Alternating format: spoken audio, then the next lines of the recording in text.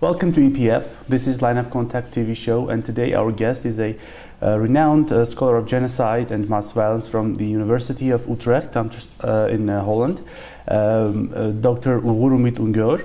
Mr. Üngör, thank you very much for coming. Mr. Üngör came to Armenia to participate in a conference dedicated to relations, or let's say lack of relations between Armenia and Turkey, where he held a keynote speech, and his speech is already online. So those of you interested can easily watch it. It's very interesting. But let me start, Dr. Üngör, by asking you this. You are a very renowned scholar of genocide and mass violence, and you openly talk about the Armenian genocide, and you urge the Turkish government to recognize the genocide and stop the policy of denial. Have you ever received any official reaction from Ankara or any signs of attention from official circles in Ankara? Yeah, well, thank you for having me. First of all, at EPF, it's a pleasure to be here. It's also a pleasure to be in Armenia again. Well, I've been studying genocide for quite a number of years by now, and when you study genocide, and this is a more general comment, you can count on attention by political circles, very often by states, who might be uncomfortable with the research that you're doing. Why? Because genocide is a very politicized topic, of course. We're dealing with lobby groups. They can also be, for example, victim groups, lobbying for recognition. They can be perpetrator groups, perpetrator states, descendants of perpetrator groups and states that might deny or justify or in various ways minimize the impact of the genocide. And so when I started studying the Armenian genocide, I realized, of course, that this was going to have some political repercussions. And the answer to your question is yes, I've received more than enough attention from, especially from Turkish Foreign Ministry personnel, because, as you know, the denial of the genocide is official policy. So all of those diplomats that I've spoken to in my life, who came to my lectures, not to listen and to learn something, but to sometimes to disrupt, but mostly to challenge and to deny the genocide. Almost all of these diplomats, they follow a policy line. That line is set out in Ankara by the Foreign Ministry, and probably by the desk, maybe the international desk or the Caucasus desk. And these are the people you will see when you study the genocide. They will be coming to your lectures. And most of these reactions are fairly negative, of course. There are some personal attacks in there, but also very clear kind of substantial denials of the genocide. So the content of my work will be attacked. On the one hand, it is not really the fault of these people because they have to carry out the policy. Of all the ambassadors I spoke to and all of the foreign ministry personnel, and also sometimes historians, of course, that's a separate problem.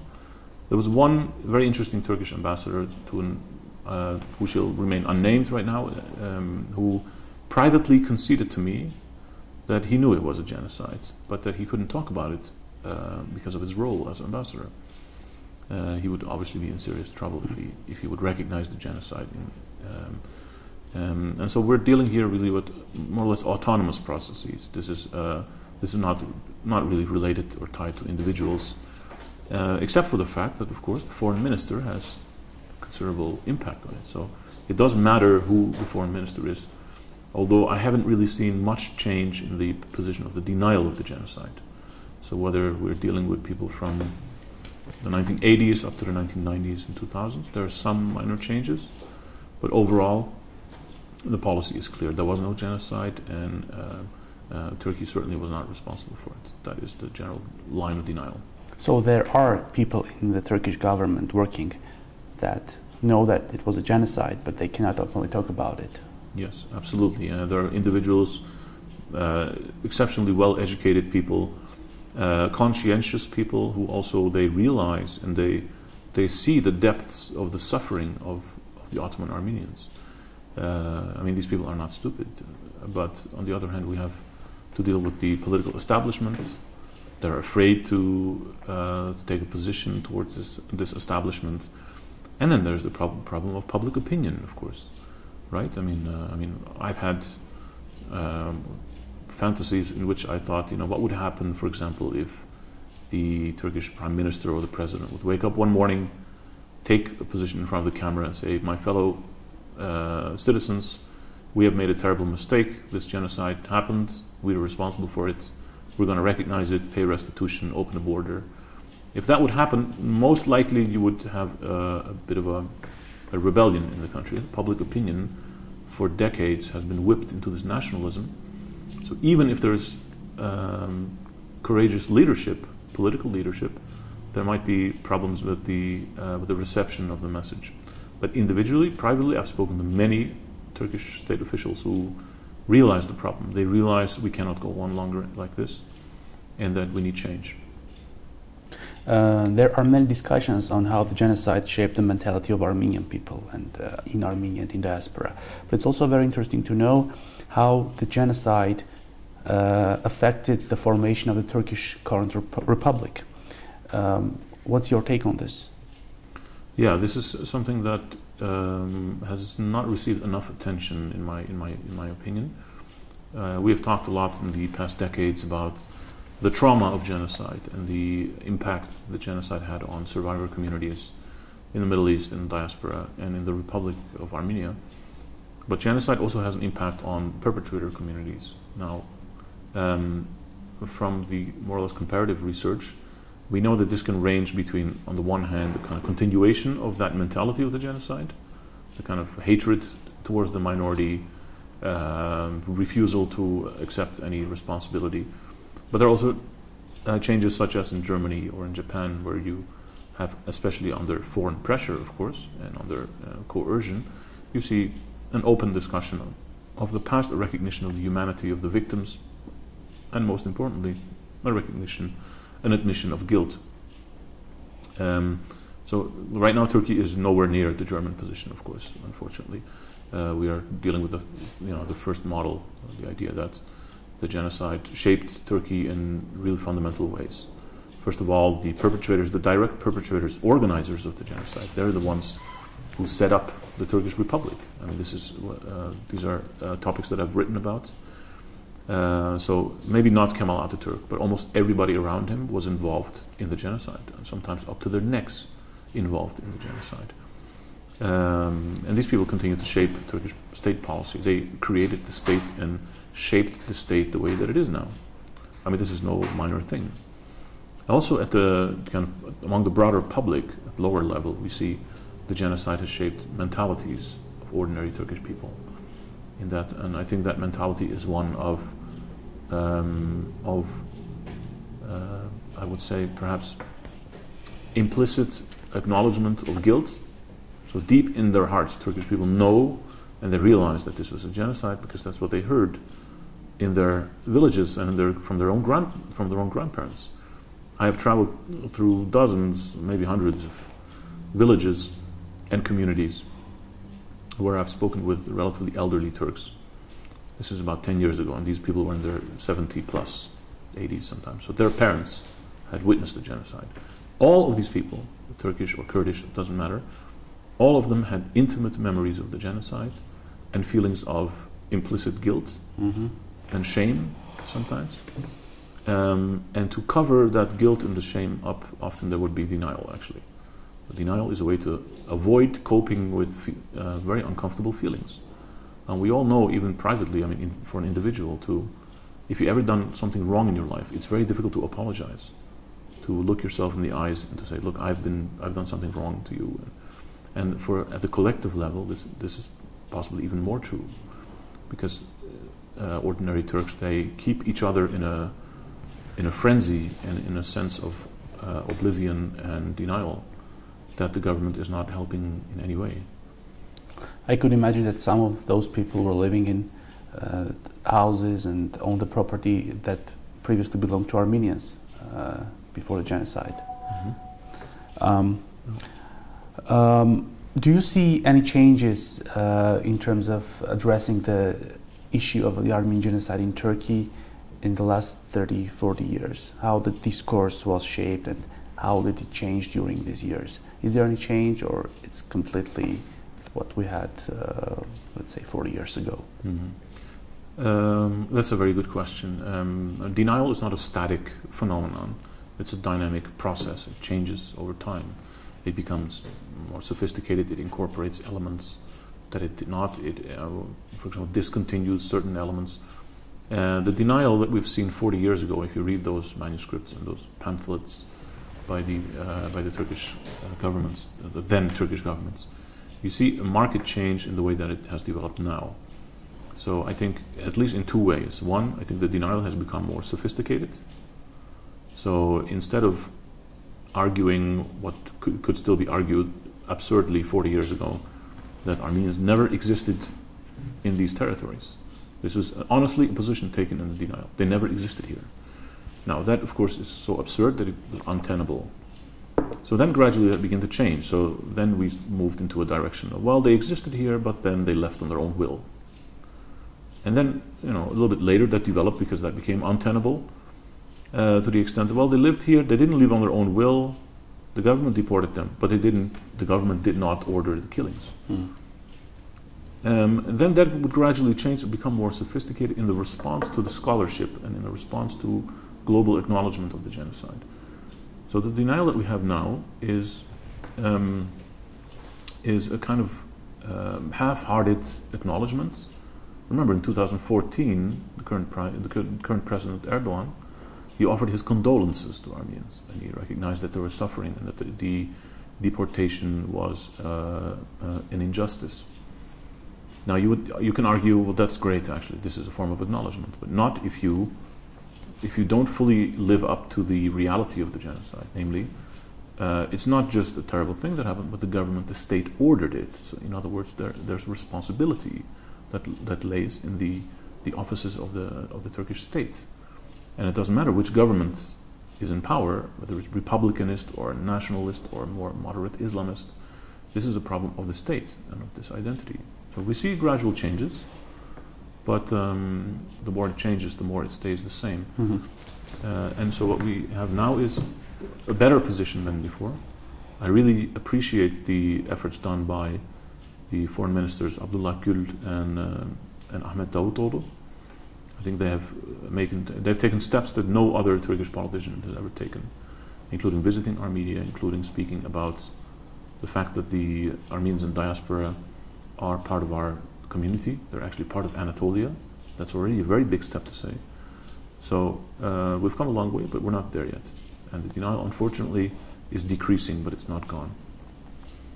The conference you participated in was called Armenia-Turkey, Paving Ways for Dialogue and Reconciliation.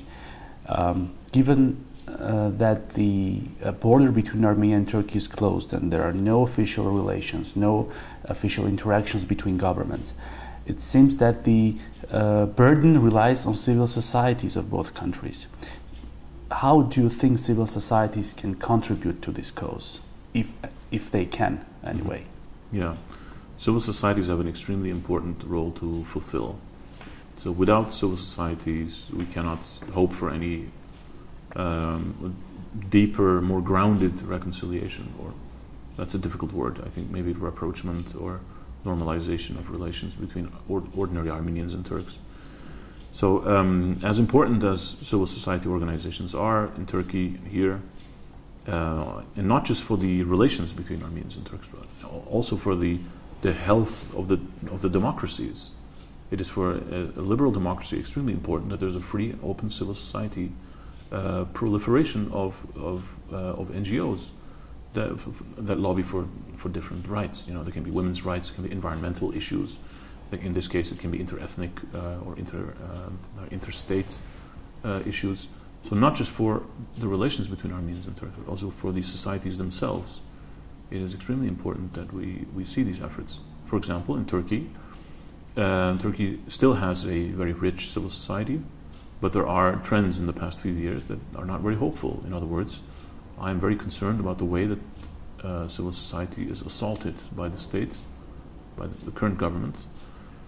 So we see Kurdish NGOs, for example, being shut down. We see even pressure being put on LGBT or women's associations, student groups, unions. These things are very important for any society. Now, as good as that may be, ultimately, unfortunately, I think the civil society does not run the state. They might have influence in the society, but ultimately the last word is often to the politicians. And so we are, in a way, also, we are stuck in almost in a wrestling position. So the state has the civil society by the neck, and the civil society has the state by the neck. So, and any one of them can actually end up with their backs to the floor. In your speech at the conference, you talked about genocide as the denial of a collective existence of a group identity that can cause very negative effects on current future generations of victims. And you talked about group insecurity, the problems with victim mentality. This is something we see with Armenians in Armenia and in diaspora. Do you think there are ways of overcoming this mentality, this victimization? Because you also address the issue of going beyond victimization. Yes, this is an important topic to address. I think, look, the victimhood is absolutely real. It is a genuine expression of the violence of the genocide. That's absolutely clear. It's beyond discussion for me. On the other hand, I also think it's not a good idea to wallow in victimhood. In other words, to turn yourself over in repeated thinking or rumination or almost obsession with victimhood. I don't think this is healthy for any community and for any society. And so, but the problem is, of course, that the cause of that rumination or that brooding, the endless thinking about the genocide, is because of the denial. It's a response to the lack of acknowledgement. I mean, had the Turkish government acknowledged the genocide, paid full reparations, let's say 80 years ago, then our relations would have been much more normal over generations as well. The children and grandchildren of the survivors, they would have had more normal relations with Turks. There would have been traffic between our two populations, between Armenia and Turkey, and none of that has happened because of the stubborn, changing but unchanging denial policy from Turkey. And so it is very difficult to overcome that, actually. And we see similar phenomena in other cases of genocide. For example, in Bosnia, where the Serbian state has for years denied the genocidal nature of the crimes committed in the 1990s. And so you see Bosnian Muslims, you see them repeatedly asking attention for the victimization, even though the international recognition of the violence committed against civilians there is much higher than the Armenian genocide. So I think there too, the focus on victimization is a response to denial. How do we overcome this? I think it is extremely important for ordinary Turkish people to speak up about the genocide, if they're interested in it, when they recognize it, because this is it almost has a therapeutic effect on, for example, on diaspora Armenians, where I've been in many lectures there. I've traveled extensively in diaspora, in the Middle East and also North America and Europe, and I see that Armenians in diaspora, or in Armenians in general, they need to hear from me as a Turk, not as a historian. As a Turk, they need to hear from me that this was a genocide, that we are responsible for it, period. I'd much rather speak as a historian, of course, but I realize that if this helps us with the rapprochement of the normalization of our relationship, then that's extremely important. And that means there is a role actually for the civil society. And you probably know about the position of the Armenian state and Armenian diaspora, and how the international recognition of the Armenian genocide has become a priority. Do you think this is the right strategy to pursue, and can this lead to better outcomes in terms of recognition of genocide by Turkey, by Turks? That's a difficult one, because it's a bit of a hypothetical question. I mean, so will Turkish people acknowledge the genocide once we open up the borders and they start listening to Armenians, or should we impose through international pressure and through political leadership in Turkey? Should we impose on the Turkish population that they acknowledge the genocide, and then we can open the border?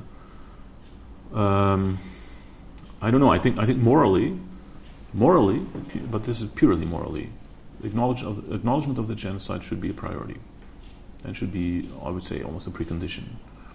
Now, politically, maybe not. Maybe politically, it might be smarter actually to open the border. As soon as we open the border, there would be business ties and tourism ties. We heard this at the conference 2 days ago. And these increased ties, they are likely to open up the perspective of ordinary Turkish people to the Armenian, to the memories of Armenians, and to their position and their subjectivity, as we would say. There are examples of cases like this. For example, Ukraine and Poland are two countries that, at the end of the Second World War, there was some very serious violence back and forth. The border was closed. The politicians didn't talk to each other, and then intellectuals in diaspora, interestingly, Polish intellectuals, Ukrainian intellectuals, they argued that it was probably better to open the border without precondition and then talk about all this violence. And it would be naive to think that once that border was open, then all Ukrainian politicians, all Ukrainian historians would accept Ukrainian responsibility in the massacres, or that all Polish intellectuals and politicians would accept the ethnic cleansing of Ukrainians. No, that's not realistic, and it's probably not realistic for the Turkish-Armenian case. You know, even if the border opens, even if the government recognizes the genocide, there are always going to be bad historians, nationalist intellectuals, who are going to challenge this, and that's a reality for the future. But I mean, I think that the possibilities of listening to each other, of the Turks listening to Armenians, which I think is very important, is higher if we open the border first. Yeah. What is, in your opinion, the direction that genocide studies should go into next? What are the most relevant and important issues that should be addressed in this field? And this is for genocide studies in general. Yeah, in general. Yeah, in general. So there are many topics that are still open in genocide studies. We need to learn more about how, for example, how hatred is manufactured. So how do governments, how do they whip up hatred? How do they polarize a society against a minority group? How do they dehumanize a minority group? This is one important phenomenon that we know maybe very well for the Holocaust, but we don't know that well for other cases of genocide. Then there are plenty of genocides that we know very little of, that we need much more research on. For example, the genocide committed by Saddam Hussein against the Kurds in the 1980s. There's very little real research that we have on it. There are another important topic would be how does past violence, how does it influence new outbreaks of violence? So, for example, I'm very interested in how the mass deportation and also mass death of Chechens and Tatars, for example, in the Soviet Union, how did that affect the later Chechen civil war, for example, right? So there are certain continuities of violence.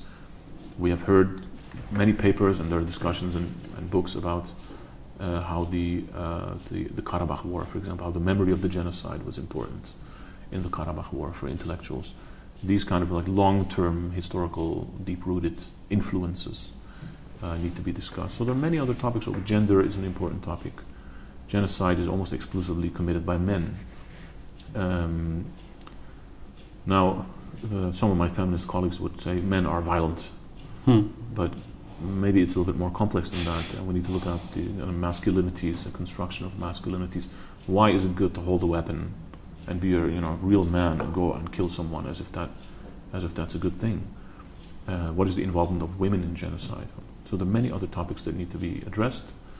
And we're also, final point, we're also not finished yet with research on the Armenian genocide, actually. There's a PhD student, a Turkish PhD student in Yerevan right now, who is researching the genocide in the Trabzon area, Trabzon province.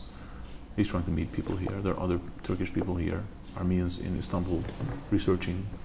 And these type of conferences and this type of dialogue also should include academic dialogue. I mean, that's where we have to begin with the intellectuals. Coming back to Armenia-Turkey issues, do you think there are factors that can bring two neighboring countries, two neighboring people together and let them, let's say, forget about the past and argue about joint interests? And are there any factors, any joint interests between Armenia and Turkey, between Armenians and Turks at this moment? Absolutely. I think it is clear that Armenians and Turks, they need each other. That's clear as crystal to me. And the common interests that we have are obviously economic interests. They are in energy efficiency, stability. They are, for example, in the education exchange. I think that especially for, and this is a slightly different topic, but still related, for example, the territories that you might call Western Armenia or Eastern Turkey. I mean, the poverty in terms of healthcare and education and the public infrastructure and the long-term economic, socio-economic backwardness of this region, in my opinion, is for a large part the consequences of the genocide. Now imagine you open up this border and Armenians from Hayastan, they could, for example, invest in the area. They could build a hotel in Van, for example, develop tourism there, or they could start producing wine there, right? I'm just two examples. Then that would be good, I think, for the economy of Armenia. It would be good for the economy of the region, and for the common interests of the development of that region. I think this is extremely important. We know that when borders open up, that border regions, they blossom. We've seen it in the European Union. There were many borders that were not very comfortable. The German-Polish border, for example. The Schengen Treaty, obliterated these borders, and now, go look at these border regions. The European Union even has a project. They have a policy called Euregio, in which they developed specifically border regions. And I think if you look at Kars, just across the border, a couple of kilometers, Kars, Ardahan, Doğu-Beyazıt, Iğdır, these provinces right across, people are moving to Istanbul. Why? Because there's no living to be made here. Why would young people, smart young people, move all the way to Istanbul, crowding an already crowded city, instead of staying here, and then we could work with Armenian businessmen and intellectuals and professors and other professionals in developing this region in itself. I think that's the major common interest that we have. Dr. Üngör, thank you very much for this very interesting conversation. It was a pleasure talking to you. This was EPF's Line of Contact talk show, and don't forget to follow us on Facebook and Twitter, and be well. See you soon.